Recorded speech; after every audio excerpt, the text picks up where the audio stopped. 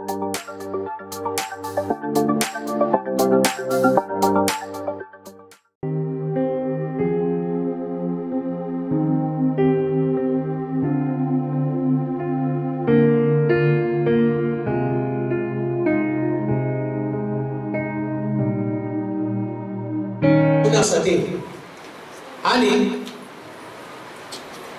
त्यांचं कारण करण्यासाठी या पृथ्वी तलावर येतात आणि सगळं शिकवत असतात. मी तुमच्या चर्च विषयी सांगत आहे. 9 वर्ष तुम्हाला या ठिकाणामध्ये झाला. 9 वर्षामध्ये बरेच चेंजेस झाले. इमारत दिली, जागा दिली, बांधकाम दिलं, लोक दिले, सगळं काही दिलं. परंतु एक्झॅक्टली या मंडळीची स्थापना किंवा चर्च मंडळी आणि मंडळीचे लोक, ऐका बरं, थोडस सारं लक्ष आज देवाच्या वचनाकडे लावू, म्हणजे तुम्हाला कळेल नेमकं चर्च असतं.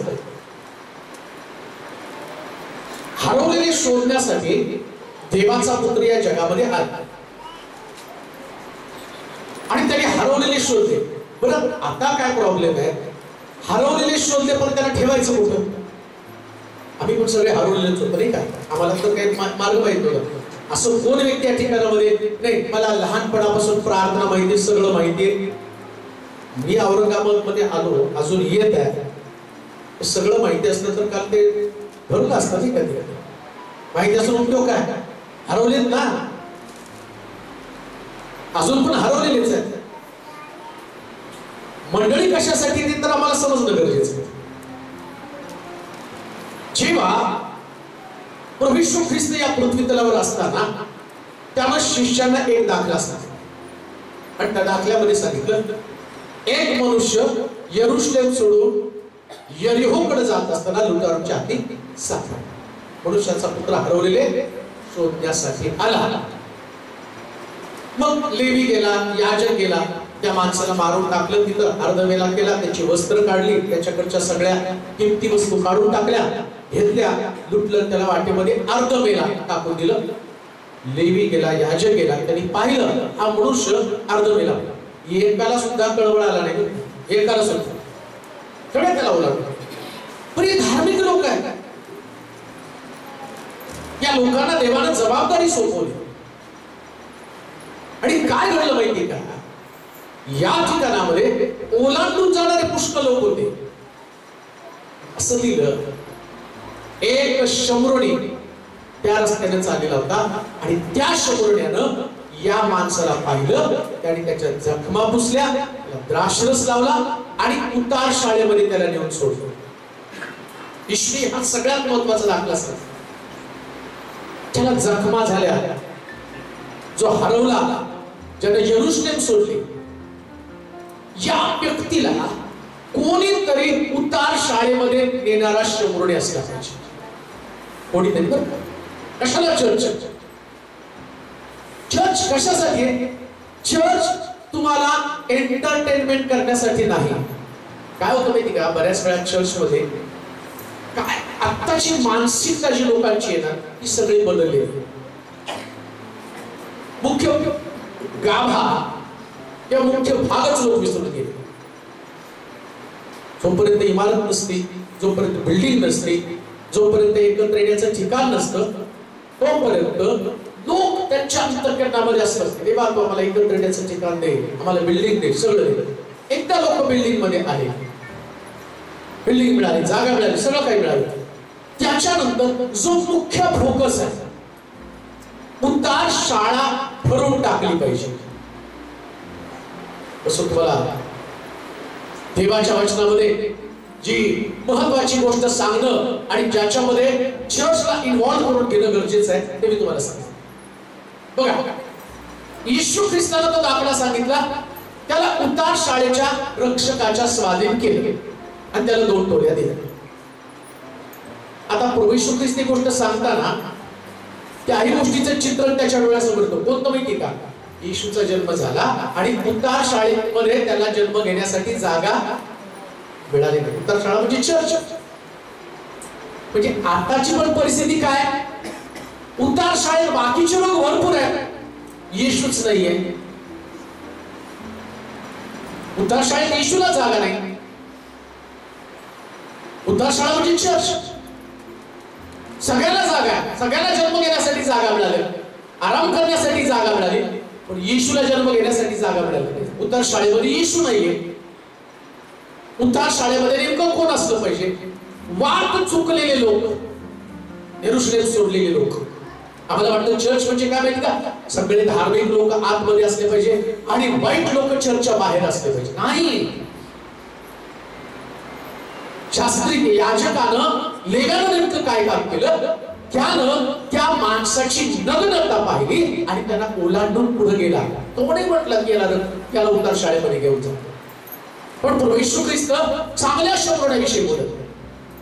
त्यानं त्या जखमी माणसाला उद्धार शाळेमध्ये आणून टाका. आता लक्षात घ्या, 9 वर्षामध्ये तुमच्या डोक्यामध्ये एक गोष्ट पक्की असली पाहिजे. काय पक्की असली पाहिजे? कोण यरूशलेम सोडून गेलेले आहे? कोण आमोलच्या वाटेकडे चाललेलं आहे? कोण यरीहोकडे चाललेलं आहे? कोण व्यक्ती देवाच्या घरापासून दूर आहे? आम्हाला असं वाटतं मी चर्चमध्ये आलो, माझं कुटुंब चर्चमध्ये आलं किंवा मी माझं तारण साधलं, पण तुमच्या घरातल्या लोकांचं काय? तुमचा पती, तुमची मुलं, तुमचे नातेवाईक, त्यांचं काय?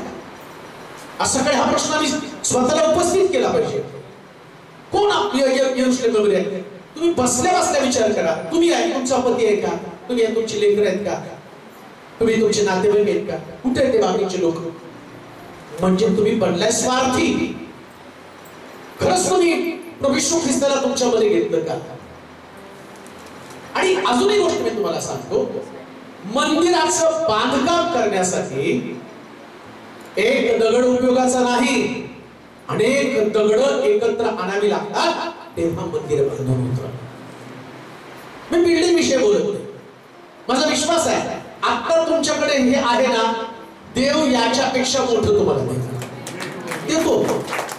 पण कधी देतो माहिती का? तुम्हाला मोठी जागा देवाला दिली, पण मोठ्या जागेसाठी दगड पण तेवढे पाहिजे ना. समजा उद्या आपासून भेटले नाही आपल्याला, आता मोठं चर्च बांधायचं, हे जे आहे कमी, आपण 5 गुंठे 7 गुंठे जागा बरं, देवाला काय गुंठे एकर काही फरक पडत नाही. आपोआप देव सगळं तुम्हाला देतो. प्रश्न तो नाही तुम्ही देवाकडे काय मागता. प्रश्न आहे, समजा तुम्हाला 10 गुंठ्याचं चर्च, 10,000 स्क्वेअर फूटचं चर्च तुम्हाला दिलं, दगड तर पाहिजे का त्याच्यात तेवढे? रिकामं ठेवणार आहे चर्च. प्रभू हे कधी वाढवणार आहे माहिती का? हे सगळं भरून वाहील ना, तेव्हा देव पुन्हा त्याला वाढवणार, पुन्हा त्याला वाढवणार. मग याच्यासाठी नेमकं तुमच्याकडे काय असायचं? काय केल्यानं तुम्ही देवाच्या योजनेमधली मंडळी असणार? देवाच्या योजनेतली मंडळी मी तुम्हाला सांगत नाही, बांधू नाही का? 9 वर्षानंतर तुमचं दृष्टांत, तुमचं स्वप्न, तुमचं व्हिजन बदललं पाहिजे. आणि त्याच्यासाठी आम्हाला 9 वर्षानंतर मंडळीकडे पाहायचं असतं. मंडळी म्हणजे मी स्वतः, मी पाळत म्हणून माझ्याकडे पाहणार, तुम्ही मेंबर म्हणून तुमच्याकडे पाहणार. वाजवणाऱ्याने वाजवण्या संबंधाने विचार करायचा, मी प्रभूची सेवा करतो. लक्षात घ्या, या सगळ्यामध्ये जेव्हा मी उभं राहतो ना, तर उभं राहताना मी जी सेवा करते, मी कोणती सेवा करते? मी प्रचाराची सेवा करते, ही माझी सेवा आहे. त्यांनी वर्शिप केलं, त्यांनी गाणं गायलं, ही त्यांची सेवा. इथं तुम्ही बसला, ज्यांनी संत्रांच्या टाकल्या, ज्यांनी या ठिकाणामध्ये रेकॉर्डिंग करत आहेत, त्याची सेवा आहे, सगळ्यांच्या सेवा.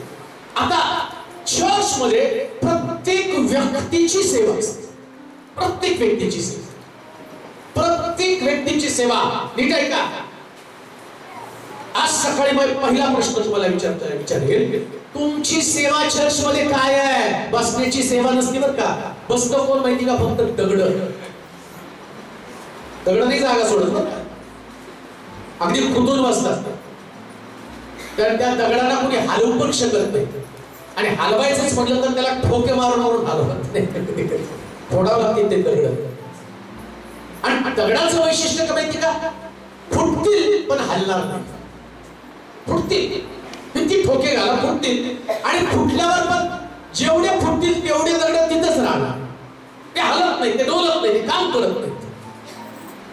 म्हणून आम्हाला चर्च मध्ये बसण्याची सेवा कधीच नसते. चर्च मध्ये सेवा असते ती आत्मे जिंकण्याची क्रिया. आत्मे जिंकणं. एक वचन वाचू नेहम्याचं पुस्तक आणि त्याचा पहिला अध्याय. नेहम्याचं पुस्तक पहिला अध्याय. एजरानंतर नेहम्या आणि त्याची 3 पासून काही वचन वाचू. नेहम्याचं पुस्तक पहिला अध्याय. त्यांनी मला सांगितले, बंदिवासातले जे अवशिष्ट लोक त्या प्रांतात राहिले ते मोठ्या दुर्दशेत असून त्यांची अप्रतिष्ठा होत आहे. यरूशलेमेचा तटही पडला आहे व त्याच्या वेशी आग लावून जाळून टाकले आहे. हे ऐकताच मी खाली बसून रडू लागलो. आणि बरेच दिवस पर्यंत विलाप करीत राहिलो. मी उपवास करून स्वर्गीच्या देवाची प्रार्थना केली की हे स्वर्गीच्या देवा परमेश्वरा, हे थोर व भयावह देवा, तुझ्यावर प्रीती करणारे व तुझ्या आज्ञा पाळणारे यांच्या संबंधाने तू आपला करार पाळितोस व त्यावर करुणा करीतोस. तुझे सेवक इस्रायल लोक यांच्यासाठी मी तुझा दास या समयी रात्रंदिवस प्रार्थना करीत आहे. ती कान देव नाही व डोळे उघडून पहा. आम्ही इस्रायल लोकांनी तुझ्या विरुद्ध पातकी केली आहे, ती मी कबूल करीतो. मी व माझ्या बापाच्या घराण्याने पातक केले आहे. आम्ही तू समोर अतिशय दुर्वर्तन केले आहे. आणि तू आपला सेवक मोशे यास विहित केलेल्या आज्ञा नियम व निर्णय आम्ही पाळले नाही. तू आपला सेवक मोशे यास जे सांगितले होते त्याचे स्मरण कर. आता बऱ्याच गोष्टी, परंतु त्याच्यातल्या काही निवडक गोष्टी असते. मला निवडक नेहम्याच्या पुस्तकामध्ये जर तुम्ही गेला तर नेहम्या हा जो असणारा देवाचा संदेश, या संदेशाला जेव्हा तुम्ही वाचता, या संदेशाचा जेव्हा तुम्ही विचार करता, तर त्याच्यामध्ये मंदिर मंदिर मंदिर आणि मंदिर, फक्त मंदिर.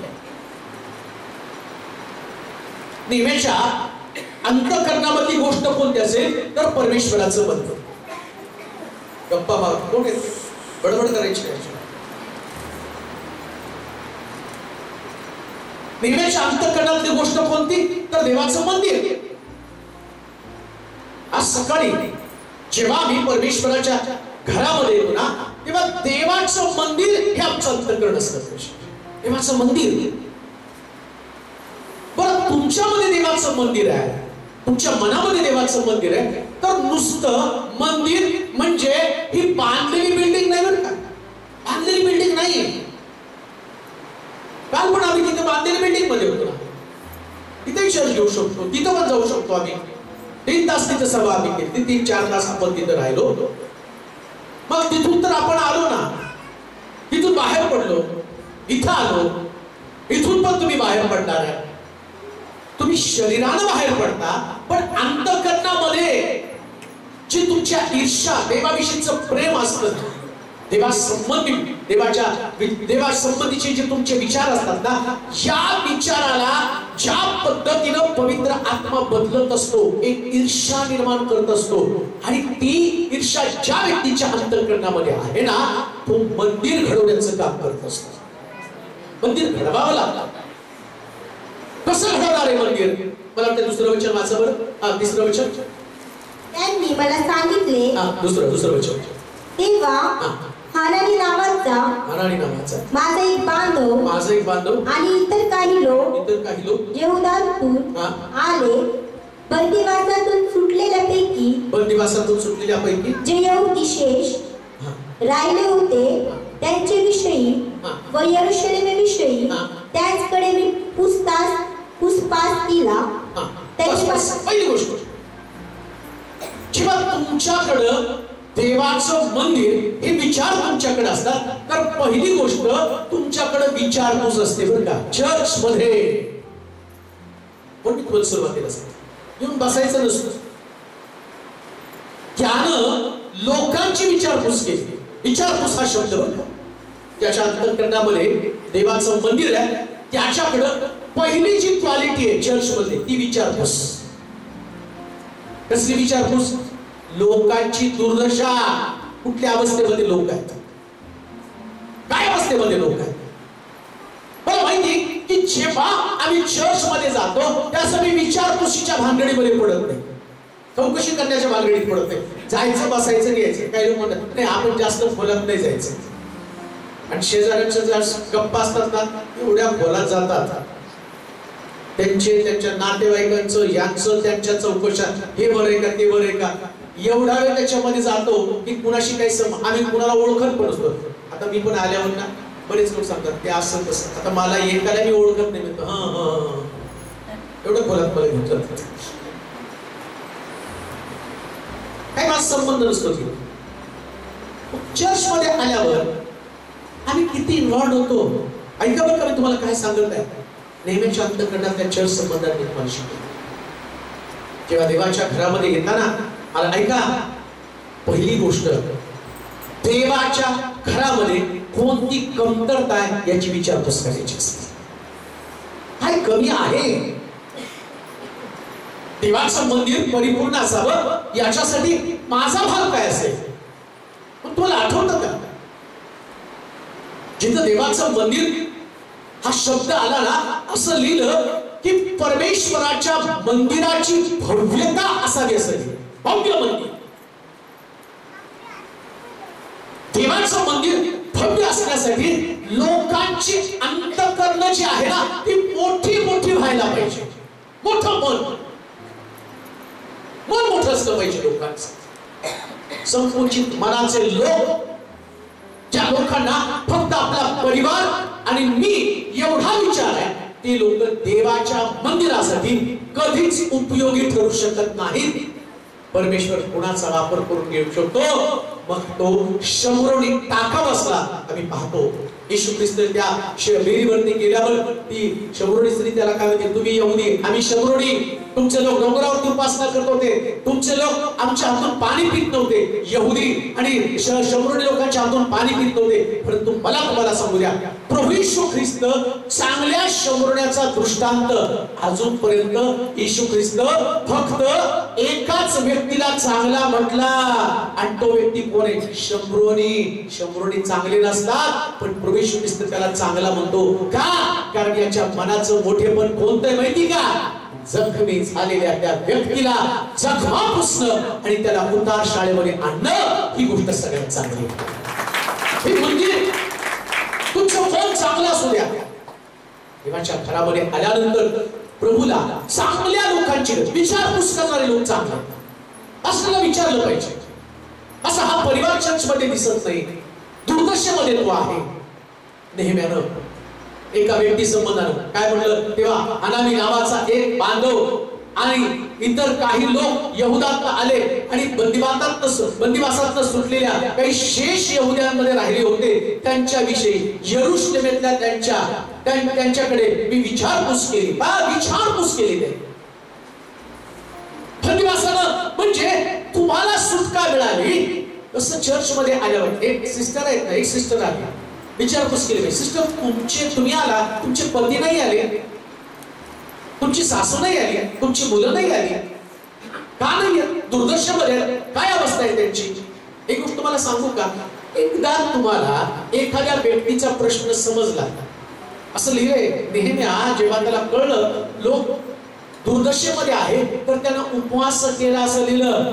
चर्च मी तुम्हाला सांगतो जेव्हा तुम्ही लोकांच्या दुर्दशेसाठी उपवास आणि प्रार्थना कराल, तुमच्या चर्चमध्ये कोणाची मुलं, कोणाचा नवरा, कोणाचे नातेवाईक बाहेर नसणारे सगळे मंदिरामध्ये असणारे, तर उपवास प्रार्थनेची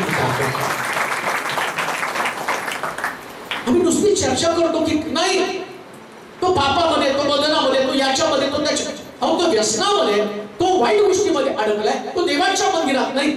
बरं आम्ही काय करतो माहिती का? धार्मिक माणसं, या धार्मिक, मी तर म्हणतो या धार्मिक माणसालाच पहिल्यांदा बडवायला पाहिजे. का माहिती का? हे धार्मिक झाल्यावर त्यांच्या डोक्यात तोंडात डायलॉग काय, तुम्ही नरकात जाणार आहे, आणि याचं भूषण वाटतं त्यांना, तुम्ही नरकात जाणार आहे. आणि ते नरकात चालले त्याच्याबद्दल तुमच्या मनामध्ये दुःख निर्माण व्हायला पाहिजे. कसं म्हणतात? असं लिहिलंय शास्त्रामध्ये, अग्नीतनं ओढून एकेकाचं तारण करा. आम्ही म्हणाल का? अग्नीतनं ओढून एकेकाचं तारण. समस्या ही आहे की आम्हाला तो कळवळा नाहीये, विचारपूस करण्याची आमची कुवत नाहीये. सगळं तू आमच्याकडे आहे, पण आमच्याकडं धर्म काय? 9:30 किती वाजता चर्च? 10ला चर्चला जायचं, एवढंच विचार आमच्या डोक्यामध्ये. बरं तुम्ही 10ला पण येत नाही, मला माहितीये. काही लोक येतात, आता गाणे चालले, मग आता हे होईल, मग ते होईल. आणि काही लोक येऊ द्या, बसू द्या, तुमचं तुम्ही इकडं बघा, इकडं मी आलोय, हे आलेलं आहे, प्रीचिंग मी करतो, तुम्ही माग बघायला कोण आले कोण. अरे हे तर तुमचा प्रॉब्लेम आहे ना चर्च मध्ये. अजूनही कळलं नाही तुम्हाला चर्च म्हणजे काय. जिथं बघायचं तिथं बघत नाही, नको तिथं नाही का. ज्या झाडाचं फळ खाऊ नको म्हटलं तेच बघायला गेले, अजूनही बघतात का? तुमचे डोळेच फोडले पाहिजे, फक्त कान उलट ठेवले पाहिजे. विचारपूस काय विचारपूस करता माहिती का? बऱ्याच चर्चेस मध्ये घरातल्या कुणाला तर अगोदर पाठवलं जातं, ते जा संदेश सुरू झाला की मला सांग, आरामला समजलं, मग तिथून व्हिडिओ कॉल काय चाललंय बाळा? अगं मग मी अजून गातच आहे. मग झाल्यावर मला कॉल कर, मग मी येते. ही तुमची विचारपूस ही नाही. देवाच्या वचनात म्हटलं, दावीद म्हणतो, ते मला म्हणाले परमेश्वराच्या घराकडे जाऊ, माझ्या मनाला मोठा आनंद झाला. आशीर्वाद अशी येत नाही प्रिया, लक्षात घ्या. देवाच्या घरामध्ये तुम्हाला पहिल्यांदा विचारपूस फार महत्वाची. पहिला शब्द मला माहित नाही, या शब्दाच्या पलीकडे जाऊन तुम्हाला शिकवा. मला वाटतं याच्यावरच तुम्हाला जोर देऊन सांगा. तुम्ही आल्यावर काही गोष्टींची तुम्हाला विचारपूस करा. पहिली गोष्ट तर कोण आलं नाही याची विचारपूस. कोण नाही, कुठला परिवार. आणि काही लोक विचारपूस करताना काय विचारपूस करतात माहिती का? ते बंद झाले, मला माहितीच होतं ते बंद होणार आहे, हे टिकणारच नव्हते, सोडून दे. दावीद काय म्हणतो माहिती का? माझ्या कळपातलं एक मेंढरू अस्वल आणि सिंह घेऊन गेला तर मी त्याला सोडलं नाही, त्या सिंहाशी त्या अस्वलाशी झुंज करून माझं मेंढरू मी परत आणलं. एक भावना, एक व्यक्ती जाऊ देणं इतकं स्वाभाविक गोष्ट नाही. प्रभूनं तुम्हाला जे चर्च दिलं, चर्च म्हणजे बिल्डिंग नाही.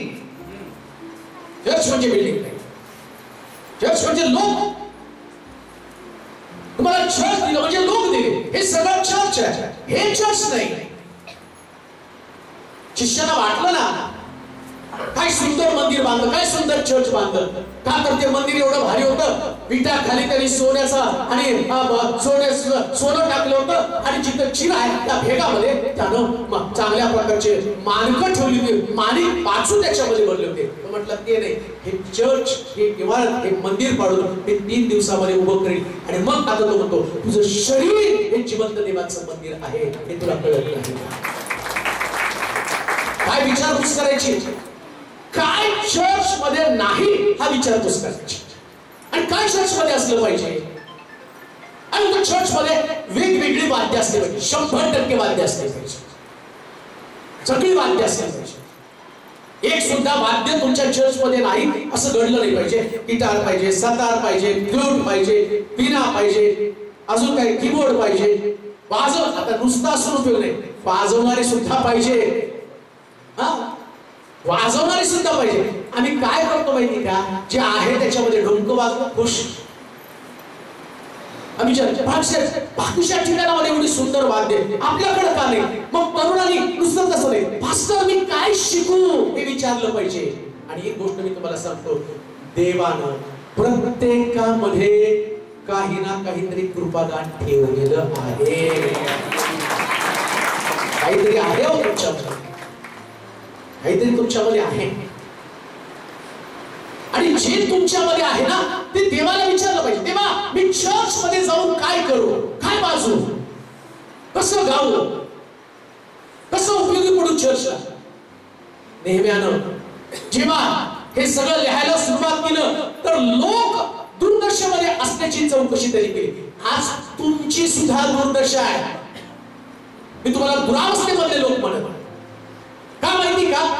तुमचं टॅलेंट कुठं आहे, तुमचं पाचारण कुठं आहे, तुमची सेवा कुठं आहे, काय सेवा तुम्ही करत आहात आणि का करू शकत नाही तुम्ही सेवा. त्या सेवेविषयीचं ते कॉलिंग तुम्हाला असं म्हटलं, त्यानेच कोणी प्रेषित, पाळक, सुवार्तिक, संदेश आणि शिक्षक. मंडळीमध्ये जशी वाद्यांची गरज आहे तसं मंडळीमध्ये 5 प्रमुख लोकांची गरज आहे. हो, पाळक पाहिजे, प्रेषित पाहिजे, सुवार्तिक पाहिजे, संदेष्टा पाहिजे आणि शिक्षक पाहिजे. चौकशी झाली पाहिजे. त्यानंच कोणी प्रेषित, पाळक, सुवार्तिक, संदेष्टे आणि शिक्षक असं म्हणतात. पण नाही, ते 5 पदरी सेवा नाहीये, चौकशी कोणी करत नाही. शिक्षण पाहिजे मंडळीमध्ये, पण नुसतं शिक्षणाची पण गोष्ट नाहीये. संदेष्टा, संदेष्टा म्हणजे नेमकं काय? आता काय घडलं माहिती का, सगळ्यात मोठी अडचण संदेष्टा म्हणजे लोकांना असं वाटतं सांगा माझ्यामध्ये काय, तो झाला संदेष्टा. नुसतं प्रॉफिट म्हणजे भविष्य, संदेष्टा म्हणजे भविष्यवक्ता नाही. संदेष्टा म्हणजे दोष दाखवणं. हे तू असं आहे, दाविदाला नाथान संदेश देऊन सांगतो, तू दुसऱ्याचं मेंढरू घरामध्ये आणलंय, तुझी बायको असताना तुझ्या चाकराची बायको तू आपल्या घरामध्ये आणून ठेवली, आता परमेश्वर तुला सोडणार नाही. संदेष्टा म्हणजे काय? योहान त्या ठिकाणामध्ये हेरोदाला सांगतो, तू तुझ्या भावाची बायको घरामध्ये आणली, तो प्रॉफिट आहे, ते नाही. आता तुम्हाला हे मिळणार आहे, तुम्हाला ते मिळणार आहे, ते नाही, हे नाही, बसा बोल. आणि आम्हाला पण ते फार आवडतं नाही. सांगा ना, देव माझ्याविषयी काय दाखवतो? देवाने मला तुझ्याविषयी देव दाखवतो, तू फाशी घेऊन मारणार आहे. बरं, त्याच्या मागं पडायचं, सांगावं सांगावं सांगावं, त्याला काय फुकट जाते तुम्हाला सांगायला. मंडळीमध्ये संदेष्टा म्हणजे दोष दाखवणं. काही लोक फक्त संदेष्टावर का, सगळ्यांनी नाही दोष दाखवायचे. आता मला हे शिकवावं नाही, ते मोठं प्रश्न. उद्या दोष दाखवा म्हणलं झालं की सगळे उठल्या उठल्या दारातच थांबतील, तुम्ही चुकता, तुम्ही चुकता, तुम्ही चुकता. सगळे मग घरात चर्च मध्ये एवढा गोंधळ होईल. सगळे संदेश नसतात, संदेश त्याचं पाचारण असतं, अभिषेक वेगळं पण असतं. संदेश काय, सुवार्तिक आहे, पाळक आहे, शिक्षक आहे, प्रेषित आहे. चौकशी केली पाहिजे, कोणती सेवा प्रभूने मला दिली. इव्हॅन्जलिझम आहे का मंडळीमध्ये? सुवार्ता प्रसार आहे का मंडळीमध्ये? ज्या मंडळीमध्ये सुवार्ता प्रसार नाही ती मंडळी मेलेली मंडळी आहे. सुवार्ता प्रसार नाही. अजून एक गोष्ट मला सांग, प्रभू येशू ख्रिस्त शेवटच्या दिवसामध्ये शिष्यांना त्यांनी सांगितलं, जाऊन सर्व राष्ट्रात शुभवर्तमान सांगा, त्या शिष्य करा, पित्याच्या, पुत्राच्या, पवित्र आत्म्याच्या नावाने बाप्तिस्मा द्या. पुन्हा मी तुम्हाला सांगतो, मंडळीमध्ये बाप्तिस्मे नाही, कारण मंडळीमध्ये सुवार्ता प्रसार नाही. विचारलं पाहिजे का नवीन बाप्तिस्मे होत नाही? का तो सुवार्तेला कोणी जातच नाही. आणि काय होतं माहिती का, आम्हाला असं वाटतं पाळकाला काम सोपवलं नाही, पण पाळक साहेबांनी सुवार्तेला, तुम्ही काय करायला पाहिजे? तुम्ही रविवारी यायचं, ते मी तुमच्या सोयीप्रमाणे 10ला चर्च आहे, 12ला गेलं तरी चालतं. हे आमची धार्मिकता, हे आमचं चर्च. आणि ते सोडा बघा, जेवणाचं टाइम असतो बघा, कुठल्या तरी घराचं 1 ते 3 जेवण, 11ला हजर. संपलं तर आणि चर्चला म्हणलं तर जाऊ ना जाऊ ना जाऊ ना. या लोकांसाठी स्वर्गामध्ये प्रवेश दिसतं तुम्हाला म्हणत घेऊ ना घेऊ ना घेऊ ना, थांबा ना बाहेर थांबा ना बाहेर. धन्य ते लोक जे दाविदासारखी प्रार्थना करतात, मी परमेश्वराचं एक वरदान मागितलं, त्याच्या मंदिरात माझी वस्ती होईल, अहोरात्र मी त्याचं मनोरथ. पॅशन देवाच्या घरासंबंधीचं पॅशन असतं. पॅशनेट ख्रिस्ती लोक तुम्ही असले पाहिजे. विचारपूस कशाची विचारपूस असली पाहिजे? तुम्हाला देवानं कोणतं पाचारण, दुर्दशा कोणती, मंडळीची दुर्दशा कोणती? पुन्हा मी तुम्हाला सांगतो, ज्या मंडळीत फक्त पाळकच सगळं करतो ती मंडळी दुर्दशेमध्ये. सगळं पाळकच करतो, सेवेला तोच जातो, प्रार्थना तोच करतो, पैसे तोच जमा करतो, लोकांसाठी मध्यस्थी तोच करतो, तोच गातो, तोच नाचतो, तोच सगळं सगळं तोच. आणि मग चर्च लोक काय जे फार पॉवरफुल आहे. अरे तुम्ही मड्यात, तुम्ही मड्यात. तुम्हाला देवानं टाळ्या वाजवण्यासाठी नाही बोलवलं, तुम्हाला देवानं प्रचार करण्यासाठी बोलवलं. तुम्हाला देवानं आत्मे जिंकण्यासाठी बोलवलं. दुर्दशा. दुसरी गोष्ट, देवानं तुम्हाला कुठली चौकशी करायला सांगितली? देवाच्या मंदिरासाठी माझा काय उपयोग होणार आहे? मला देवानं पगार दिला, पैसे दिले, सगळं दिलं. ते पैसे तुम्ही भारी भारी कपडे, भारी भारी वस्तू घेण्यासाठी देवानं तुम्हाला पैसा नाही दिला. पैसा तुम्हाला देवाच्या राज्यामध्ये गुंतवण्यासाठी दिलेला आहे. आम्ही तुम्हाला कसं हे जरा जोरात आम्ही आता मी म्हटलं तुला देवाने तुम्हाला याच्यासाठी बोलवलं, फोर बीएचके बंगला. ते असलं आम्ही की स्वर्गात काय देवाला असं वाटत पटकन बंगल्याच्या डोक्यात घालायचं. प्रॉब्लेम काय माहिती का? आम्ही देवापासून घेण्यामध्ये जास्त उत्सुक आहोत, पण देवाला देण्यामध्ये उत्सुक नाही. आणि देवाचा एक नियम आहे. काय नियम माहिती का? त्या म्हणजे जोरात बोला सगळे जण. त्या म्हणजे देवाच्या मंदिरामध्ये आल्यावर पहिला प्रश्न तुम्ही देवाला करायचा आहे, प्रभू मला काय द्यायचंय चर्चला? चर्च दुर्दशेमध्ये असण्याचं कारण काय? तुम्ही वाद्य जर एखादं दिसलं नाही ना, मी देणार. अजून एक गोष्ट तुम्हाला सांगतो, तुमच्याकडे नाही म्हणूनच तुम्ही द्यायचे, तुमच्याकडे पैसे नाही म्हणून द्यायचे. का माहिती का? अहो तुम्ही द्याल एखादी वस्तू आणि देव तुम्हाला वस्तूंवर वस्तू देईल. वस्तूंवर वस्तू. मला आठवतं मी सोलापूरमध्ये असलं चर्च, असली मंडळी, असलं शहर. तुमच्या औरंगाबादचे लोक चांगले, पण मी सोलापूरमध्ये गेल्यावरती, प्रार्थनेला गेल्यावरती अक्षरशः 10-10, 20-20 पैसे आणून असे 3 रुपये 2 रुपये लोक माझ्या हातामध्ये देतो. 3 रुपये 2 रुपये 98-99 मध्ये माझी सेवा असते. 3 रुपये 2 रुपये 3 रुपये 2 रुपये असे हातामध्ये आणून द्यायचे आणि ते घ्यायचं. चहा सुद्धा मिळत नव्हता. चहा सुद्धा कोणी विचारत नव्हतं. तुमच्या औरंगाबादले लोक तर जेवण असते. सकाळी नाश्त्याला गेल्यावर खिमा, ढोकळा, खिमा, भजे, श्रीखंड, पुरी असला नाश्ता असलो तर सोलापूर सोडून इकडे सोलापुरात नव्हतं. चहा पण देत नव्हतं. आणि कोणी चहा दिला तर समजायचं फार आशीर्वादित प्रार्थना झाली. चहा तर दिला पाहिजे असला शब्द करत होते. आणि एकदा चर्चला वाद्य कमी म्हणजे नव्हतेच वाद्य. सोलापूरमध्ये पहिला कीबोर्ड आपणच, पहिला कीबोर्ड सोलापूरमध्ये पहिला आम्हीच वाजवला. वाद्य नव्हती त्या ठिकाणामध्ये. मग चर्चमध्ये सांगितलं, अनाउन्समेंट केलं, कुणाला द्यायचं तर द्या. आपण एक पहिला लोगो आपण 2,500 त्याची किंमत होती, पण तेवढे पण होते. एका सिस्टरनं ती आली, माझ्याकडनं तुम्हाला काय अपेक्षा आहे? सिस्टर तुम्हाला जेवढे द्यायचे तेवढे देते. 1200 रुपये माझ्या हातामध्ये होते. 1200 रुपये. मग कोणी 500 रुपये, कोणी 200 रुपये असं करून बरोबर 2,500 रुपये माझ्याकडे जमले. गाडी खर्च घेतला, ट्रेन पकडली, हैदराबादला गेलो आणि तिकडं कोंगो घेऊन आलो. चर्चमध्ये आणला. तो सुंदर कोंगो तो बघितल्यावर इतका छान वाटत होता.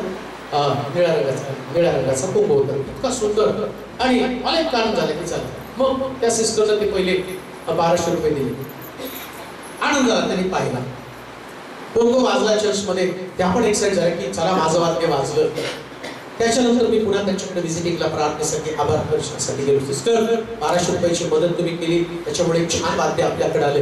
बाळक साहेब मला वाईट वाटलं, मी तुम्हाला 1200 रुपये दिले. म्हटलं अरे 1200 रुपये परत मागती का? काय वाईट वाटलं?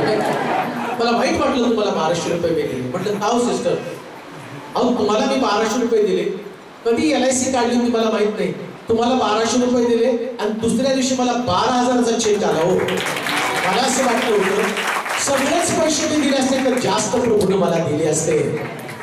देवाच्या मंदिरामध्ये अद्भुते आणि चिन्ह त्यांच्या जीवनामध्ये घडतात, जे विचारपूस करतात आणि उपलब्ध होतात. मी तर म्हणतो देवाचं मंदिर हे जे ठिकाण आहे ना, ते अद्भुते करणारं ठिकाण आहे.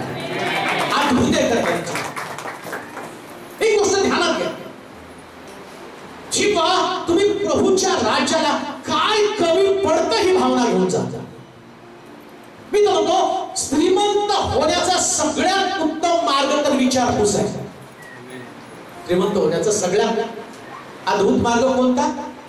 माझ्या चर्चमध्ये मी तुम्हाला सांगितलं ना, पहिले मला 3 रुपये 2 रुपये दशांश मिळत होते, परंतु लोक जसं द्यायला शिकले ना, आता 3 रुपये 2 रुपये मला कोण देत नाही, लाखो रुपये देतात. का? कारण त्यांना माहितीये ज्या देवाला आम्ही दिलं त्या देवानं अधिक पटीनं आम्हाला परत केलं. चर्च त्याच्यासाठी हो. चर्च नुसतं येऊन बसायचं, एखादा संदेश ऐकायचा, हा फार छान संदेश, फार छान संदेश, खूप छान शिकवलं. अहो नुसतं शिकायचं नसतं, देवाचं वचन त्याचं ऍप्लिकेशन आपल्या जीवनामध्ये करायचं. आणि एकदा ऍप्लिकेशन केलं मग टेस्टमनीच्या रूपाने तुम्ही बाहेर जाता. आणि मला तुम्ही 9 वर्ष बोलवता अथकपणे बरं का, आणि मी पण 9 वर्ष येतो. समजा माझ्याकडे काहीच नसतं साक्ष, तुम्ही मला थोडी बोलवलं असतं. काहीतरी आहे. आणि आजचं नेहमी सांगतात एकदा इथून गेले की इकडं काहीतरी देव करायला सुरुवात करतो. कार्य करणार देवाचं कामच करणार हो. तो काही असाच येत नाही, तिथं आला म्हणून येत नाही. दुर्दशा तुमची बदलली पाहिजे, तुमची परिस्थिती बदलली पाहिजे. आत्मिक परिस्थिती, विश्वासाची परिस्थिती, प्रार्थनेची परिस्थिती, या सगळ्या परिस्थितीमध्ये फरक पडला पाहिजे. आज मी तुम्हाला प्रश्न करेन, गेल्या वर्षीच्या प्रार्थनेमध्ये आणि आत्ताच्या प्रार्थनेमध्ये तुमची दुर्दशा तर नाही ना? किती प्रार्थना तुम्ही केली, किती विश्वास तुम्ही टिकवून ठेवला? मी विचारलं बाळासाहेबाला, कशी मंडळी आता प्रार्थनेची मंडळी आहे का? त्यांची दुर्दशा, आनंद वाटला एक समर्पण केलं तर. काही वर्षापूर्वी त्यांची दुर्दशा होती, त्यांच्याकडे लेकरं नव्हती, पण आता त्यांच्याकडे लेकरं आहेत. दुर्दशा देवाने घालवून टाकली. देवाला नाही वाटत तुम्ही त्या अवस्थेमध्ये असावं. कशासाठी प्रभूने त्याचं वचन पाठवलं? का आज या दुपारच्या वेळेस तुम्ही सगळं कामकाज टाकून या ठिकाणामध्ये बसला? त्याचं कारण काय? मला पण तुमच्यासमोर घसात आणायची काय गरज आहे? काय मला घर नव्हतं, निवांत माझ्या घरात पण बसून एवढं चर्चचं बांधकाम चाललं, त्याच्यामध्ये माझा टाइम स्पेंड करू शकलो असतो पुष्कळ ठिकाणामध्ये. पण तुमच्याकडेच यावं असं काय? मला सगळा महाराष्ट्र बोलवतो, वेगवेगळ्या ठिकाणी जायचंय.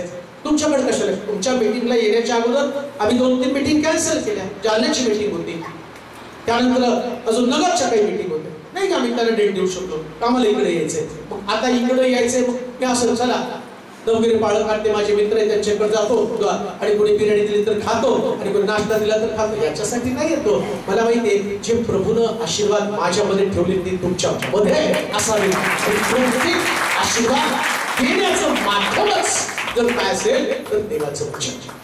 आणि तुम्ही त्या मी चौकशी करणार, विचारपूस करणार, आणि दुर्दशा निघून जातात. हे मला वाटत नाही तुम्ही दुर्दशेमध्ये असेल. बरोबर कोणीतरी मला मेसेज केला, जर तुम्ही बघितलं माझ्या व्हॉट्सअपला तर तुम्हाला कळेल. 45 वर्षाची स्त्री, तिने मला एकदा कॉल केला की मला लेकरू नाही, तुम्ही माझ्यासाठी प्रार्थना करा. आणि माझा विश्वास आहे तुम्ही प्रार्थना केली तर मला लेकरू होईल.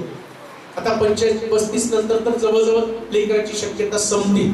आणि तिने परवा सांगितलं, बाळासाहेब देवानं मला लेकरू दिले. म्हटलं देवाच्या, आपण माझं वय विचारा. म्हटलं किती? 45. देव दुर्दशा पालटून टाकणार आहे. दुर्दशेमध्ये नाही प्रभू तुम्हाला. तुमची अवस्था, तुमची व्यवस्था सगळं काही ते बदलून टाकतो. म्हणून पहिली गोष्ट आमच्याकडे माझं बरं वचन, दुसरं वचन तेव्हा हनानी नावाचा माझा एक बांधव आणि इतर काही लोक यहूदातून आले. बंदिवासातून सुटलेल्यापैकी जे यहुदी शेष राहिले होते, अवशिष्ट राहिले होते, त्यांच्याविषयी व यरूशलेमेविषयी त्यांच्याकडे मी पूछताछ केला. त्यांनी मला सांगितले, बंदिवासातले जे अवशिष्ट लोक त्या प्रांतात राहिले ते मोठ्या दुर्दशेमध्ये असून त्यांची अप्रतिष्ठा होत आहे. यरूशलेमेचा तटही पडला आहे. दुसरी गोष्ट, तुमच्याकडं विचारपूस असली पाहिजे. दुसरी गोष्ट, तुम्हाला यरूशलेमेच्या अवस्थेविषयीची जाणीव असली पाहिजे. अवस्था काय? अवस्था तट कोसळला. आणि लक्षात घ्या, शत्रूला प्रतिबंध करणारी गोष्ट कोण असेल तर तट म्हणजे तटबंदी म्हणजे भिंत. आता बघा, तुम्ही नुसता स्लॅब टाकला असता आणि तुमची सगळी वाद्य इथं ठेवली असते, साऊंड सिस्टम ठेवली असते, दारं नाही, खिडक्या नाही, इथं भिंती नाही, काय घडलं असतं? का विनोद मास्तरने विनाकारण खर्च केला भिंती बांधायच्या? का विनोद मास्तरनं खिडक्या लावायची आणि पैसे खर्च केले? याचं कारण आहे, चोर आतमध्ये, याला तटच आहे बरं का, भिंत म्हणजे तट आहे, चोर आतमध्ये येऊ. आता यरूशलेमेचा जर तट कोसळला, यरूशलेम म्हणजे धार्मिक लोक एकत्र येण्याचं ठिकाण, या जर त्या ठिकाणामध्ये तट कोसळला तर शत्रू आतमध्ये येणार आहे. तट म्हणजे भिंती, ज्या ठिकाणामध्ये सगळ्या वस्तू सुरक्षित राहतात ते ठिकाण. मंडळी त्याचे तट कोणते आहेत जे मंडळीला सुरक्षित ठेवतील, दुर्दशा होणार नाही. त्याचा पहिला जो तट आहे किंवा पहिला जो भाग आहे या तटामधला, तो म्हणजे मंडळीत असणारी प्रीती. प्रीती जर गेली की सैतान शिरला आतमध्ये. म्हणून येशू ख्रिस्त शिष्याला काय म्हटलं माहिती का? तुमची एकमेकावर प्रीती असेल तरच लोक तुम्हाला माझे ख्रिस्ती नाही बरं का. काय म्हणतील? शिष्य. ख्रिस्ती आणि शिष्यामध्ये फरक आहे. ख्रिस्ती भांडतात, शिष्य भांडत नाहीत. ख्रिस्ती लोक भांडतात एकमेकांना, शिष्याला नाही भांडतात. ख्रिस्ती लोक एकमेकाचा द्वेष करतील, शिष्याला द्वेष करता येणार नाही, शिष्याला नाही द्वेष करता येत. म्हणून ख्रिस्ती आहात का शिष्य आहात? आज काय झालेलं माहिती का? तट शब्द तसाच आहे, पण आमच्यामध्ये तट पडले. तट पडले म्हणजे काय झालेले? आमच्यामध्ये फुटी निर्माण झाली. आणि का फुटी निर्माण झाल्या? मंडळीतल्या लोकांमध्ये एकमेकाविषयी प्रेम नाही. जर प्रीती नाही तर तुमचं चर्च सुरक्षित नाही. कोणतं चर्च सुरक्षित? कोणतंही चर्च. ठीक आहे, आपल्याला मीटिंग करायची होती पण नाही दिलं. का नाही दिलं? प्रीती नाही ना. आमची फक्त स्वतःवरती प्रीती आहे, एकमेकावरती प्रीती नाही. जर मी स्वतःवरती प्रीती केली तर माझ्यामध्ये देवाची. आता देवाची प्रीती कशी? एकदम योहान 3:16 म्हणा बरं. कुणावर केली? मुख्य भाग कुणावर केली? देवाची प्रीती कशी आहे? जगावरची प्रीती आहे. आणि आमची प्रीती कशी आहे? मी माझा नवरा, माझे लेकर, मी माझं जग, माझा पाळा. पाळा काय म्हणतो? मी माझी बायको,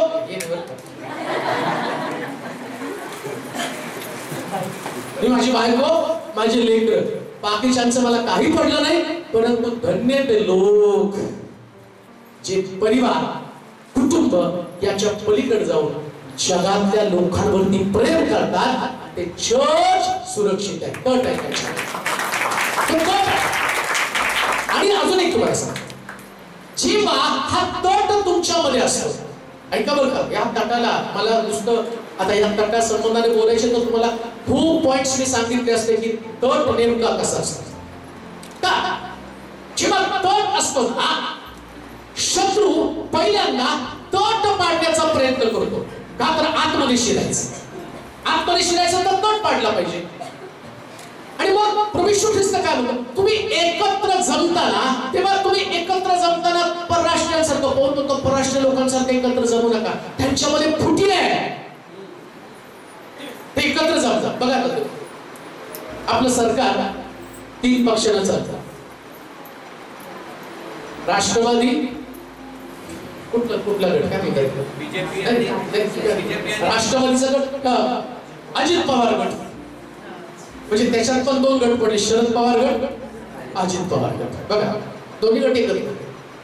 शिवसेना, शिंदे गट, ठाकरे गट, शिंदे, आणि तिसरा भाजप. 3 गट. तर एवढी सगळी खिचडी. आणि आता जर तुम्ही बघितलं, शिंदे गटात पण 2 गट होणार आहेत, त्याच्यात पण गट आहेत. मग मला इथं बायबल काय सांगतं, तुम्ही त्यांच्यासारखं असू नये. आपल्या चर्चमध्ये पण तसं असतं. वर्शिप लीडर 4 असले की 4 जणांची 4 टाके, याचा गट वेगळा, त्याचा गट वेगळा, याचा गट वेगळा, 4 गट, आणि मग सुटलं.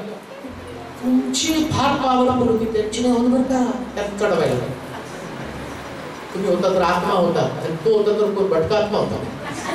त्याला चालवणार एकच आत्मा, आणि मग याला आत्मा त्याला आत्मा, याचं पावर.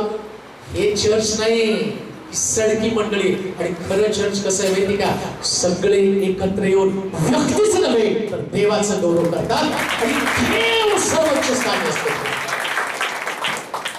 विचार सडलेले अनेक लोकांमध्ये फूट पाडत आहोत, अनेक लोकांमध्ये पक्षभेद करत आहोत. तट कोसळला, नेहमी म्हणतो तट कोसळला. आता तुम्ही या फुटीला आपल्या चर्च मध्ये, आपल्या मंदिरामध्ये प्रवेश करू दे. आणि सगळी देवाची लेकरं आहोत. प्रत्येकाला देवानं जेवढं दिलं तेवढाचाच वापर होणार आहे. आमेन म्हणाल का? एवढं दिलं तेवढाच वापर. 5,000 दिले तर 5,000चा वापर, 2 दिले तर 2,000चा वापर.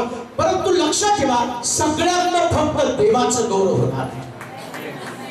म्हणून तो म्हणतो तुमचा तट कोसळलेला. आता आत्मपरीक्षण करा, मंडळीची चौकशी करा. कोणता तट कोसळला? प्रीतीचा तट कोसळला का? प्रेम आहे का एकमेकाविषयी? आदर आहे का?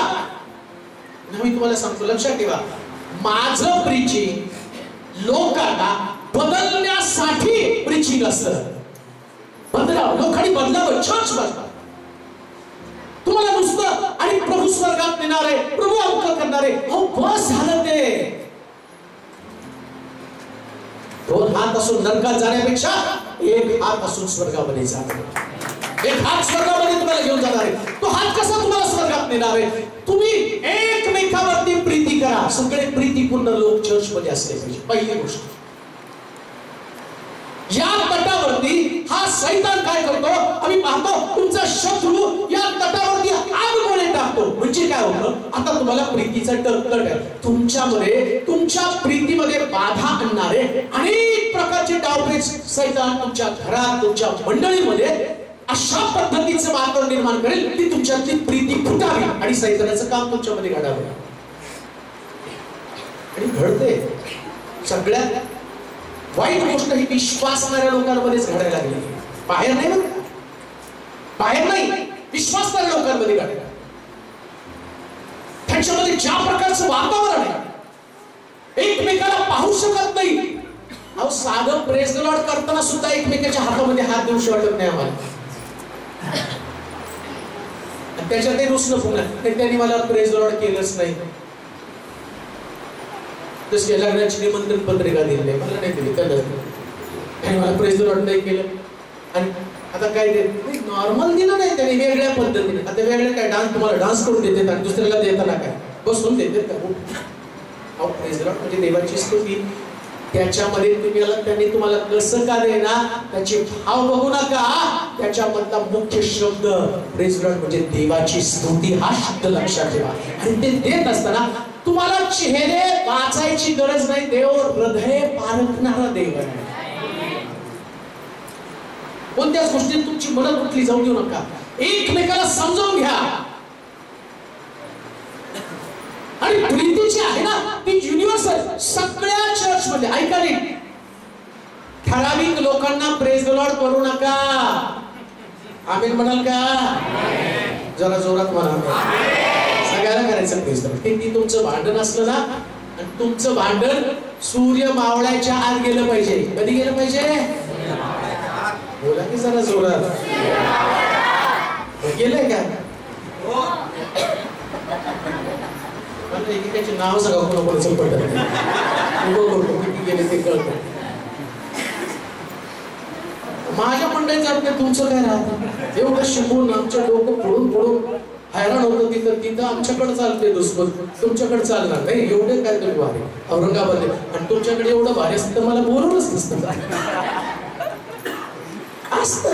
स्वभावच कसा आहे. वचनाचं काम घडायला पाहिजे ना, परिवर्तन व्हायला पाहिजे, मन बदललं पाहिजे. तुम्हाला तुमच्या तट कोसळलेत का बघा. दुर्दशा झालेली आहे, मंडळांची दुर्दशा झाली, विश्वासवाल्यांची दुर्दशा झाली. तो तट आहे, सैतान येईल, काहीतरी गोळा मारेल. तुमचा तट मजबूत पाहिजे. थोडंसं काही जरी नसलं, थोडंसं कोणीतरी काही. आता कधी कधी सैतानाचं काम फक्त शब्द पेरणं आहे, बाकी काही करत नाही. एखादा शब्द पेरतो कोणामध्ये तरी, तेवढंच त्यांनी आमच्या विषयी असे बोलले, आता जाऊन मी खरं खोटं करणार. खरं खोटं केलं उभी करा तिला, माझी उभा करा. मंडळी तरी चर्च मध्ये नाही खरं खोटं व्हायला पाहिजे. हिंमत कशी केली त्यांनी? बरं झालं सरकारने तुमच्या हातामध्ये काही अधिकार नाही दिला, नाही तर तुम्ही भर चौकात फाशी चढवलं असतं तुमच्या विरुद्ध.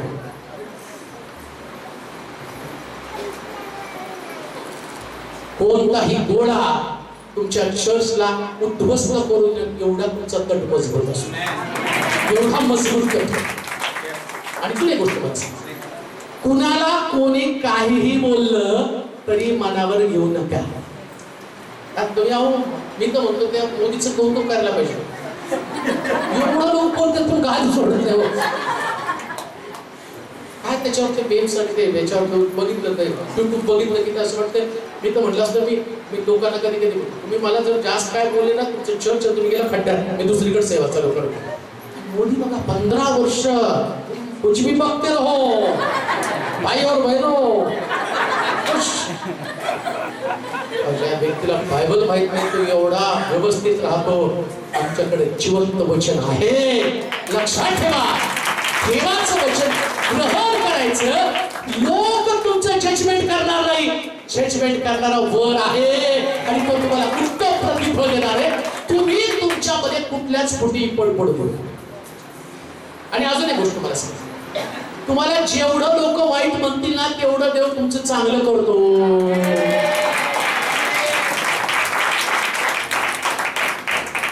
तुम्हाला कोणी वाईट म्हणलं नाही ना, देव तुमचं चांगलं करत नाही. वाईट वागू नका बरं का, नाही तर लोकांनी वाईट म्हणून असं काही वाईट वागायला सुरुवात करतो की नाही. तुम्ही चांगलं वागताय, लोक तुम्हाला वाईट म्हणत आहे आणि तुम्हाला चांगलं तुम्हाला दुःखी नाही व्हायचं. कोणी तुमच्याशी वाईट बोललं ना, तो आनंदाने उड्या मारा, स्वर्गात तुमचं प्रतिफळ मोठं आहे. भक्कम राहा, एकदम भक्कम राहा. तेवढं वाईट बोलते तेवढं वाईट बोलू. आणि तुमच्या बरोबर व्यक्ती नाही, तुमच्या बरोबर राजांचा राजा आहे, तुमच्यावर देव आहे. ही तटबंदी तुमची भक्कम असली पाहिजे. सहज कुणीतरी गोळा टाकला, कोणी मी चर्चलाच येणार नाही, काय तटबंदी कोसळली. का नाही ना तुम्ही सिस्टर चर्चला नाही, ते आमच्याविषयी असं बोले, ते आमच्या बाहेर गेल्यावर तुम्हाला चांगलं बोलणार आहे. सगळीकडे हेच फिरलेले आहेत, बोललेच आहेत तिकडे सगळीकडे ते लोक आहेत. येशूच्या शिष्य पण काल तुम्हाला सांगितलं नाही का, नुसतं येशूला पकडल्या पेत्र शिव्या द्यायला. पकडल्या हो. येशू बरोबर असतं, आय लव्ह यू जीसस, मी तुला सोड, हम नहीं छोडेंगे तुम्ही खुदा, मी तुम्हाला मरू देत नाही, मी आमचं करत नाही. येशू पहिल्यांदा तूच नाकारणार, बाकी जाऊ दे. बरं नुसतं नाकारलं नाही, शिव्या दिल्या येशूला. अहो येशूला शिव्या दिल्या, मग तुमच्यावर काय फुलं टाकतील काय? ते टाकतील मला गेल्यावर कुठं, पण मी त्या फुलावर विश्वास ठेवते. आज फुलं उद्या जोडे टाकतील लोक, त्याच काय घेऊन बसतो. लोकांची प्रवृत्ती येते. फुलांवर चालू नका, काट्यांवर चालण्याचा सराव करा, तुम्ही मजबूत व्हाल. लोक ज्या पद्धतीने तुमच्याशी बोलतात, वर्तन करतात, मजबूत राहा, दुर्दशेमध्ये सापडू नका. आज तुम्ही तुमची दुर्दशा तपासायची. मला कोणी बोलल्यामुळं मी प्रार्थना बंद केली का, सेवा बंद केली का, माझा व्यवहार बदलला का? ज्या पद्धतीचा माझा विश्वास होता तो विश्वास तसाच आहे का? लोकांच्या बोलण्यामुळे दुखावला गेला आणि अशा पद्धतीचं तुमचं रिॲक्शन झालं, तर याचा अर्थ तुमचा तट मजबूत नाही. बायबल सांगतं त्यांची दुर्दशा. पुढे वाचा. यरूशलेमाचा तटही पडला आहे व त्याच्या वेशी आग लावून जाळून टाकले आहे. वेशी आग लागून जाळून टाकले आहे. वेशी म्हणजे ती वेस म्हणजे दरवाजा. त्या वेशीतनं आत येतात. आपलं कुठलं गेट वगैरे पैठण गेट वेसच म्हणतात. आमच्या सोलापूरमध्ये विजापूर वेस आणि बाळी दोन वेस आहेत. वेस म्हणजे जिथनं एंट्री केली जाते ती वेस. आणि त्याला माहितीये तट जर कोसळत नाही ना तर वेशी बंद शिरायचं ते दरवाजे. मग जर तुम्ही किल्ल्यांमध्ये बघितलं ना ते दरवाजे कोणाला तोडता येऊ नये. शनिवार वाड्यामध्ये जर तुम्ही गेला तर शनिवार वाड्याला त्या दरवाजाला मोठी मोठी खिळे आहेत. म्हणजे समजा हत्ती जरी आणला आणि त्या दरवाजाला ठोकायला लागला तर हत्तीच्या डोक्यात खिळे उचले पाहिजे पण दरवाजा नाही तुटला पाहिजे. आता सैतान फार हुशार आहे. तट कोसळत नाही. रीतीमध्ये मंडळी एकदम मजबूत आहे. एकदम मजबूत आहे मंडळी. काही पण विष पेलं तर त्यांचं सतत हसत आणि खेळत राहत आहे. चर्च हे तुमचं चर्च आहे ना सतत हसत खेळत राहणारं चर्च असलं पाहिजे. हसत खेळत राहा. बोललं ना कोणी काही म्हणावं घेऊन कधी जायचं जे बोलते त्यांच्या गळ्यात पडायचं. पूर्वी कसं होतं संजीवन. आता नाही हो. आता लय सॉफिस्टिकेटेड संजीवन झालं. मला आठवतं जेव्हा आमचं तारण झालं ना बोलल्या माफ करा म्हणायचे.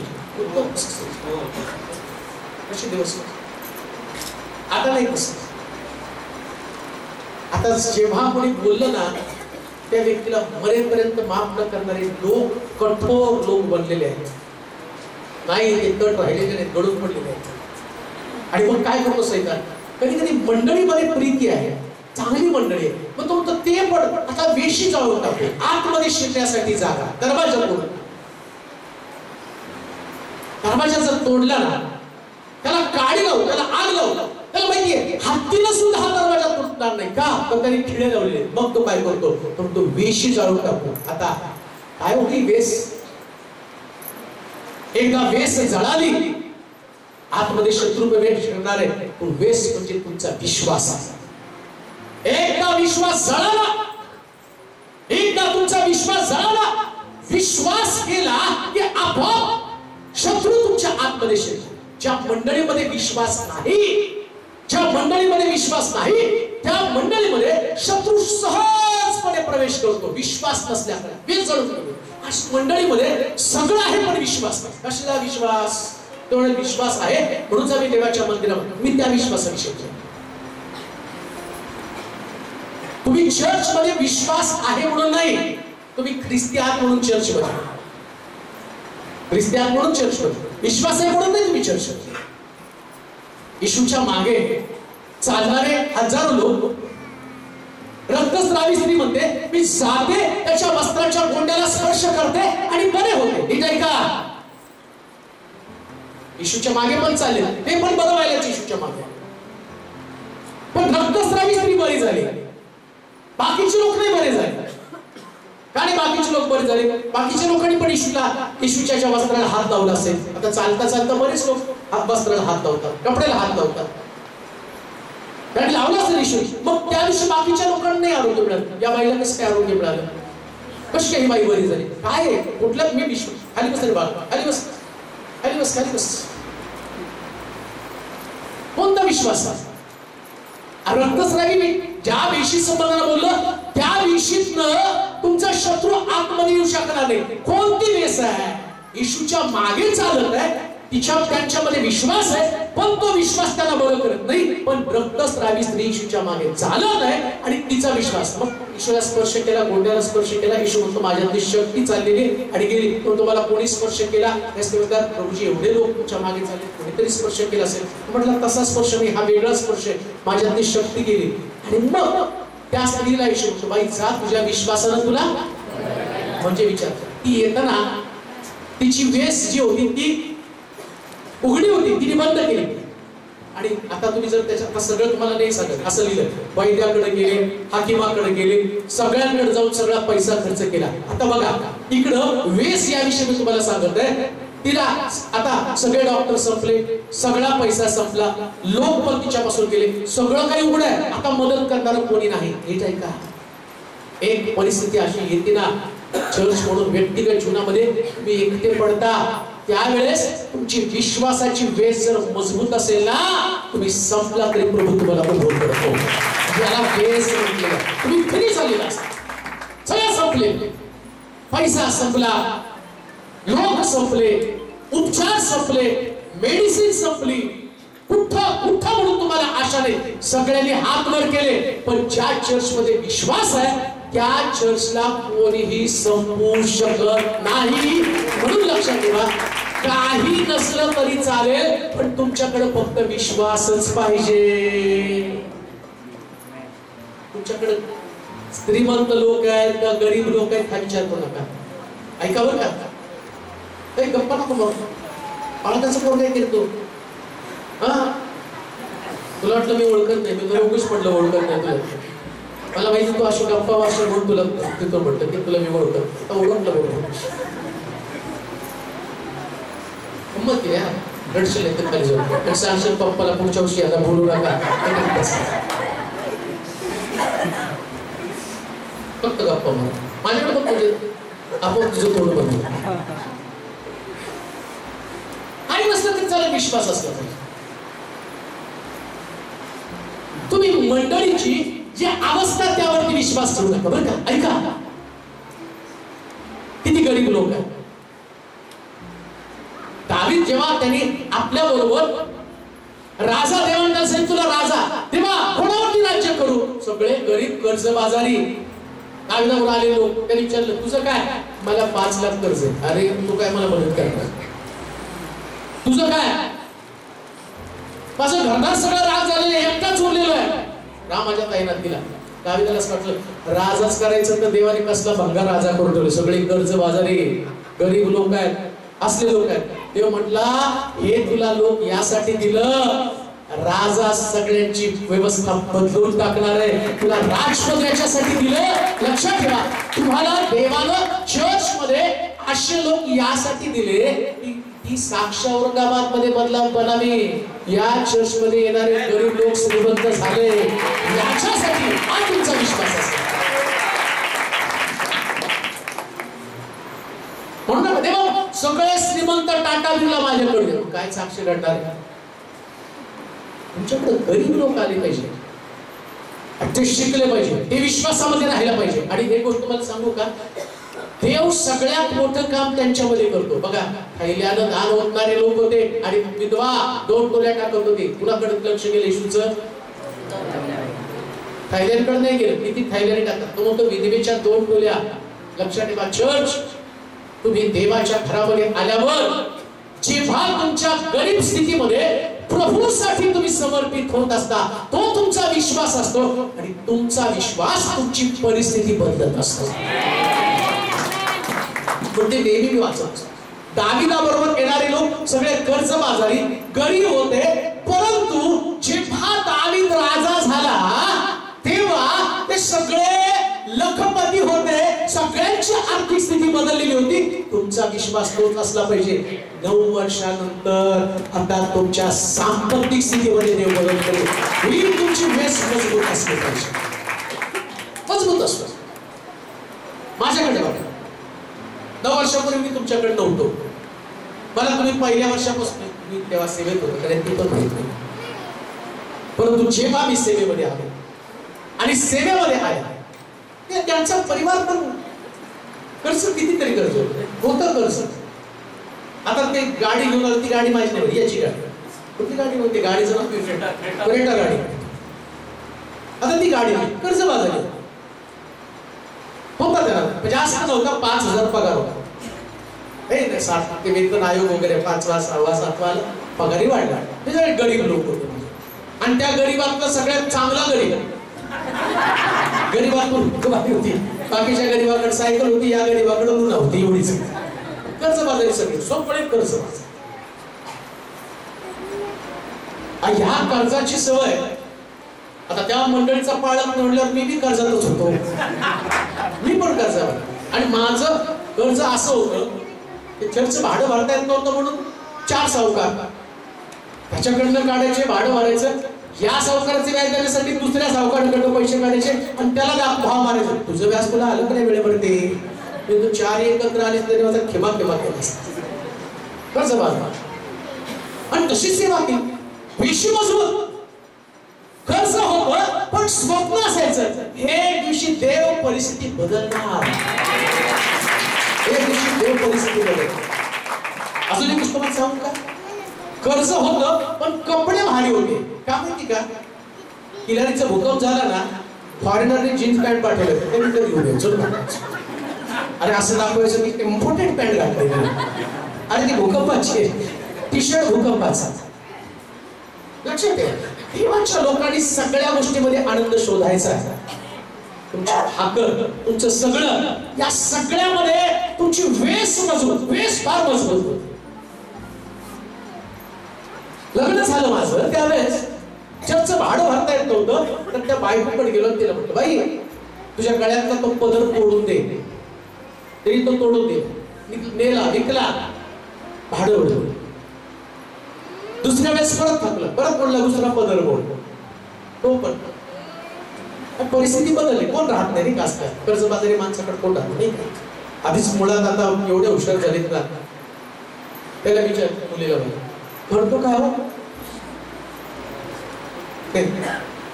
प्रायव्हेट मध्ये पगार नाही बाई. प्रायव्हेट मध्ये माझ्या पुरीला कसं देईल?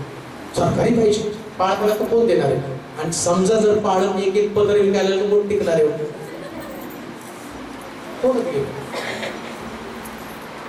पण विश्वासाची मजबूत बेस त्याला आग नाही लावली.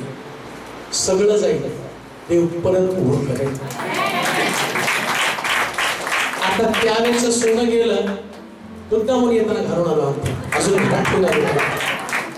माहित नव्हतं हे सांगावं लागेल म्हणून. पण देव काम मागच्या वेळेस नाही आलो घालू, यावेळेस आपोआप घरून आलो. आणि मला त्याचं एवढं येड पण नाही. आमचे मा वाटेत सारखी झाली. आणि जातो मीटिंगला तर आमच्या घालून चाल 7-8 आमच्या नको वाटेत चोर पकडते मार केला. आता गाडी कुठलं पकडतो तिला बोलत असते. पण यावेळेस मी आलो मुद्दा म्हणून मला माहित नाही. आणि याच्यावर इथं आल्यावर बाळासाहेबांनी सांगितलं की तुम्हाला जरा चर्च विषयी बोला. आणि बोलता बोलता विषय आला. तेव्हा सगळे पदर गेले. आता देवानं पुरून एवढं सोनं दिलेलं का? जेव्हा तुमची विश्वासाची मजबूत वेच असते ना, गेलेलं सगळं तुमच्याकडे. मी पुन्हा तुम्हाला सांगतो, हे चर्च बांधताना काही लोकांचं सोनं गेलेलं आहे. एक दिवशी तुमच्याकडे सगळ्यात जास्त सोनं असेल बरं का. आणि ज्यांनी दिलं नसेल त्यांचं जाईल आहे ते जाईल. तुम्ही बाळासाहेबांचं सोनं करायला सांगायला गंमत केली बरं का. एवढं मनाने घेऊन आलो त्यांची. आणि घ्यायचं असेल तर घ्या, टाका दान कशा. हे तुमच्या बाबतीमध्ये मजबूत. लक्षात ठेवा, आम्ही आमच्या देहापेक्षा, आमच्या जीवापेक्षा आमच्या देवावरती अधिक प्रेम करतो. आमच्या देवावरती आमचं प्रेम. म्हणून नेहमी त्याच्या मनामध्ये देवाचं मंदिर, प्रभूचं मंदिर त्याच्या मनामध्ये. हे मंदिर तुमच्यामध्ये असताना तुमच्या वेशीला कोणी आग लावली का? विश्वास तुमचा गेलेला आहे का? तुमचा विश्वास गेलेला आहे का? आज तुमचा विश्वास पुन्हा एकदा त्या वेशी उभारणं गरजेचं आहे. तुमच्या विश्वासाला तुम्हाला बळकटी द्यायची. आमेन म्हणत का सोला? देवाकडे काही मागू नका. प्रभू येशू ख्रिस्त आणि आम्ही पाहतो अलिशा सुद्धा गेहजीकडे पाहून, गेहजी सकाळी सकाळी उठला, अलिशाकडे गेला. स्वामी हाय हाय. आरामाचा राजा मोठा सैन्य घेऊन आला. त्याने काय प्रार्थना केली? हे प्रभू, याचे डोळे उघड आणि याला दिसू दे याच्या सैनिकापेक्षा माझं सैनिक जास्त आहे. याच्या शत्रूच्या सैनिकापेक्षा माझे आणि असणारे मदतनीस जास्त आहे. आज दुपारी मी तुम्हाला तीच गोष्ट सांगत नाही. इकडं तिकडं कुठं पाहू नका. देवानं तुमच्यासाठी पुरवठा ठेवला, याच्याकडे तुमचं लक्ष लागू द्या. आणि जेव्हा देवाच्या पुरवठ्याकडे तुमचं लक्ष लागतं, आंगडीच्या द्वारे उत्तर देणाऱ्या देवाचं दर्शन तुम्हाला ऐका. तुमची बेरेडी काय आधी असेल तर खाली जाईल ना. तो बऱ्याच का संपायला अजून चालू आहे मग टाइमपास करतात. मला काय तुम्हाला चांगलं संध्याकाळच्या मिटिंगलाच इथून घेऊन जाईल. परंतु तुम्हाला सांगू द्या, देवाच्या घरामध्ये आल्यावर फक्त दैवी विचारानं प्रेरित व्हा. दैवी विचारानं. मी रात्री झोपताना, उठताना, चालताना, बोलताना, येताना, जाताना जर माझ्या डोक्यात काय असेल तर फक्त देवाचं मंदिर आणि देवाचे प्रिय लोक. आज 9 वर्षामध्ये मी देवाकडं या मंडळीसाठी हीच प्रार्थना असेल, देवा या मंडळीला काही नको पण मंदिराविषयीची ईर्ष्या होते. जेव्हा तुमच्याकडे मंदिराविषयीची इच्छा असेल, लक्षात ठेवा, तुम्ही नसणार आहे, तुम्ही देवाचे निवडलेले पात्र असणार आहे. तुम्ही नसणार आहे, तुम्ही निवडलेले वंश आणि राजकीय याजक असणार आहे. राजकीय याजक आणि त्याच भावनेत प्रभू तुम्हाला मानू. आपण प्रार्थना करू. सर्वशक्तिमान देवा, आज दुपारच्या समय या मंडळी समवेत आणि तुझ्या चरणात बसत आहोत. तुझ्याचं फळ स्तुतीचा यज्ञ तुला अर्पण करतो. तुझं मंदिर ही भावना आम्हाला सुखावून टाक. तुझं मंदिर या भावनेनं आमच्यामध्ये अग्नी पेटला जातो. आम्ही घर बांधतो, परंतु बांधलेल्या घरामध्ये आम्हाला सुख नाही, समाधान नाही. दावीद राजवाड्यामध्ये राहून नाचणारे, गाणारे यांची मैफिल इथं होती. परंतु तुझा सेवक दावीद म्हणतो, मी परमेश्वराचा एक वरदान मागेन, पण हे की परमेश्वराच्या मंदिरात माझी वस्ती व्हावी. राजवाड्यामध्ये आनंद नव्हता, पण मंदिरामध्ये त्याला आनंद. हाच या लोकांसाठी माझी प्रार्थना तीच आहे. त्यांना त्यांच्या घरामध्ये नव्हे तर देवाच्या मंदिरातला आनंद मिळतो. इतका अद्भुत आनंद. जेव्हा ते सकाळी उठतील तर त्यांच्या डोक्यात फक्त देवाचं मंदिर हा विचार असतो. जेव्हा ते कामकाज करतील, कामकाज आपलं कुटुंब, आपलं परिवार चालवण्यासाठी, परंतु देवाचं मंदिर हे देवाला भेटण्यासाठी आहे. तेच आविष्काराच्या मध्ये निर्माण. आज प्रत्येकाची वेस समजू देतात. विश्वास, प्रार्थना, ते आराधना, ते समर्पण, सगळ्यांची भावना त्यांच्यामध्ये निर्माण. जेव्हा ते देवाच्या घरात बाहेर पासून वाजवणारे, गाणारे सगळ्यांवरती तुझा अनुग्रह पाठवण्यासाठी, ओढीच येऊन इथं असं बसण्यासाठी येऊ नये तर प्रभूची सेवा करण्यासाठी तरी सगळे अवस्था. 9 वर्षानंतर या मंडळीचं वैभव पालटलं जाऊ दे माझ्याकडे. ज्याने तुझ्या मंदिरासाठी पेरणी केली, ज्याने तुझ्या मंदिरासाठी गुंतवणूक केली, ज्याला सोनं, पैसा, आपली संपत्ती तुझ्या मंदिरासाठी दिली, परंतु आता प्रभूजी इतकं परतफेड कर, इतकं परतफेड कर, इतकं परतफेड कर, एवढं पाठव, एवढं पाठव की त्यांच्याकडे पाहून लोकांनी देवाचा धन्यवाद करावा, परमेश्वराचं गौरव करावं, परमेश्वराची महिमा करावी. अशा प्रकारचा अनुग्रह कृपा त्यांना करून दे माझ्या. हे तुझे लोक आहे, तुझ्या सेवकासाठी मी प्रार्थना करत आहे. चांगलं आरोग्य त्यांच्यामध्ये राहू दे, चांगलं आरोग्य त्यांच्यामध्ये राहू दे. अभिषेकाने त्याला परिपूर्ण कर देवा. केलेला त्याने त्याग, त्याने केलेलं समर्पण, परंतु आता त्यांच्या वेशी मजबूत राहू दे. आपल्या शरीर प्रकृतीकडे, आपल्या अवस्थेकडे बघण्याच्या ऐवजी ज्या देवाने त्यांना घडवलं, ज्या देवाने त्यांना निर्माण केलं, त्या देवाकडे पाहण्याची दृष्टी मध्ये प्रभू त्या मंडळीला चालवण्यासाठी लागणारं ज्ञान, समय, सूचकता आणि कशा पद्धतीने त्यांना वाढवावं याविषयीचं स्वर्गीय ज्ञान त्यांच्यामध्ये घालण्यासाठी, त्यांची पत्नी, त्यांची लेकरं, त्या सगळ्यांसाठी मी प्रार्थना करतो देवा.